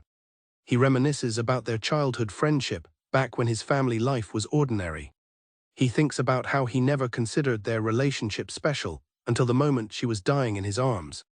In that tragic moment, he finally understood that he had always been in love with her. He decides they shouldn't see each other again, believing he cannot drag her into his troubles. A nurse approaches Makoto, informing him that the doctor is ready to speak with him. He affirms his choice to protect Shiori, believing it's the right thing to do. Resigned, he follows the nurse down the corridor, feeling that the rest no longer matters. At 7:47 p.m., Makoto stands outside the hospital. He resolves to get back to Tokyo, reminding himself that Katajiri is waiting for him. He finds her behavior odd, noting that she would normally have followed him instead of going directly to Tokyo. An unsettling feeling washes over him as he approaches his home. He enters the house, wondering why he came back when he wasn't supposed to. Makoto questions the source of his growing unease. He is shocked to find a lavish meal set out on the table. He wonders if Yi-chan was here, despite his cruel words to her earlier. He remembers the awful things he said to her. The sight of dirty dishes confirms his fear, as she would never have left without cleaning up. His eyes widen in shock and confusion. He moves cautiously through the dark hallway. He calls out for Yi-chan, asking if she is there. He startles as his foot lands in a dark puddle. Startled, he questions why the floor is wet. His eyes are wide with apprehension. He realizes the dark liquid is seeping out from the closet. He cautiously approaches the closet. With a trembling hand, he pushes aside the clothes. He discovers the brutalized and lifeless body of Yi-chan hidden in the closet. Makoto's mind shatters at the horrific discovery. He stumbles back, crying out Yi-chan's name in despair. He recalls Katajiri telling him to go straight to Tokyo after the examination. Her ominous warning to go directly to the train station now takes on a horrifying new meaning. He understands that Katajiri's insistent instructions were a ploy to get him out of the way while she came to the house. He looks down at Yi-chan's body, the reality of Katajiri's actions sinking in. The time is 11:53 p.m. in Tokyo. Makoto knocks on the door to a public restroom. Katajiri opens the door and cheerfully invites him inside. Makoto asks what is wrong with her, while she asks if he was worried about her. She proudly presents her handiwork, the brutalized Inspector Tsukumo, whom she calls today's prey. She pressures him to kill the inspector quickly, as time is running out. Makoto takes the knife, his face a mask of cold resolve. Katajiri questions his hesitation. She taunts him, asking if he's upset that she's finding victims for him despite his prohibitions. With only 2 minutes until midnight, Katajiri warns that the day will repeat if he doesn't act. Instead of attacking the inspector, Makoto suddenly grabs Katajiri and holds the knife to her neck. She asks him to let her go, wondering if her clothes are having an effect on him. She urges him to kill the inspector so they can be together afterward. She complains that his grip is too tight and is hurting her. She becomes frantic, telling him to stop messing around and kill the inspector. She screams at him, asking if he wants to be trapped in this day forever. With time running out, she begs him to act so that tomorrow can come. Makoto kills Katajiri just as the day is about to reset. The loop resets, and Katajiri is alive again, looking at her phone. As the clock hits midnight, she exasperatedly asks what he's thinking, realizing she has to do everything all over again. Makoto looks on, understanding that he will have to go through this again. He resolves to kill her for a third time. Katajiri turns to Makoto, her eyes wide as she asks if he saw what happened, confirming her awareness of the events before the time loop reset.